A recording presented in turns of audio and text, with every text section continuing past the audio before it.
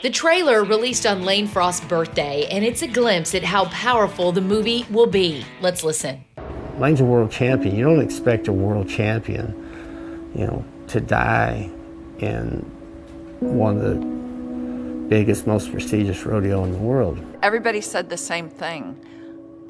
It didn't look that bad. That's what everybody said. And you see Lane, he's up and crawling, and I'm thinking, how did this happen? He's up, he's good. And that bull steps on his shafts as he's crawling, and as he moves flat,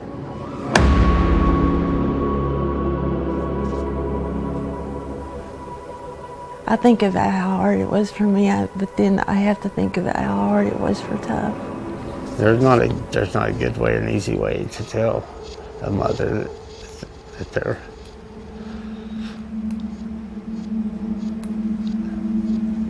their son's dead. I was able to interview the filmmakers, Brad Hughes and James Trawick, who told me the entire experience has been life-changing. The trailer is just absolutely stunning. I mean, it gave me chills, and I'm sure that that's been the reaction. What kind of feedback are y'all getting today? Thank you. We really appreciate that. Last night, as the trailer went out at 7:00, we started getting messages from people that know about the project and people we haven't talked to in years, and they said similar things. This hits deep. This gives me chills. I couldn't help but cry. Just hearing firsthand from Tough what that experience was like, and they're so excited to see the film. So naturally, we are very much looking forward to the day that we get to premiere this and show everybody the full story. Well, and I know y'all were handpicked by the family to tell this story. Tell me about kind of how this all started, the process of it, how long y'all been filming, and for y'all, what's been kind of maybe the most powerful moment or interview that stands out to you the most? I mean, this story could be very, very long, which I'm normally long-winded, so I'll try to keep it as brief as possible. So James and I met over a decade ago, just because of a story that I wrote while I was actually at the University of Texas. And I was out in LA and I came back, and anyway, he and I's relationship has been based on kind of rodeo storytelling, and it's been pretty exciting, pretty awesome. And we've been trying to get that film going for a very long time, but funny how God's timing works out. And we actually became good friends with Stetson Frost, who runs the Lane Frost brand. And he actually introduced us to Clyde and Elsie and took us over to their house. And, that moment, in all honesty, this was probably 3 or 4 years ago. That moment was so surreal for both of us, just to be standing in Lane's room. And, it was so special, because both of us have been inspired by that story so much.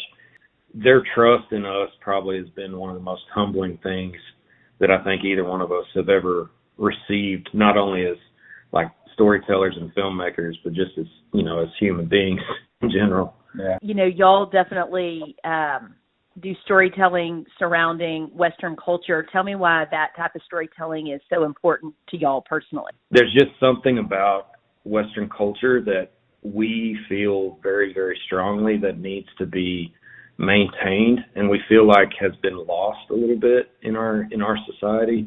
And that, to us, it's so important. That's how we want to raise our kids. Those are the types of stories we feel like inspire people to be better people, especially, starting with Lane's story in general. What more of a story of inspiration and living a life for, to be a light for people than to start with that one. It's been something that I was ingratiated in from a very young age. And as a competitor, the only film within our sport that I had to look to was 8 Seconds. And that's a big part of the reason and motivating factor for Brad and I getting into the field that we're in, and why we want to create these stories is because the next generation need a new film. They need a new hero story to look up to that's planted in the sport of rodeo. And I think that storytelling is going to be critical for the future of the sport. And that's a huge driving factor for us because we want to see the community prosper, and we want to see this way of life last for many, many more generations. And like Brad said, what better place to start than Lane Frost? The way that he lived his life, and you hear the stories, you watch the movie, but when you get into these interviews and you get to hear firsthand what people have to say that actually knew Lane, that lived and interacted with Lane, you grow a much deeper appreciation for him, for his family, the way he was raised, what kind of people his parents are. And, Stetson is carrying that on today in an incredible way through the brand, through the Lane Frost brand, and keeping his legacy alive, one hat at a time, one shirt at a time. And anyway, it's an honor for both of us, and we hope to continue to do storytelling in this community and about this culture for a long, long time. You can see clips from the movie and watch the full trailer by going to the Lane Frost documentary social media pages.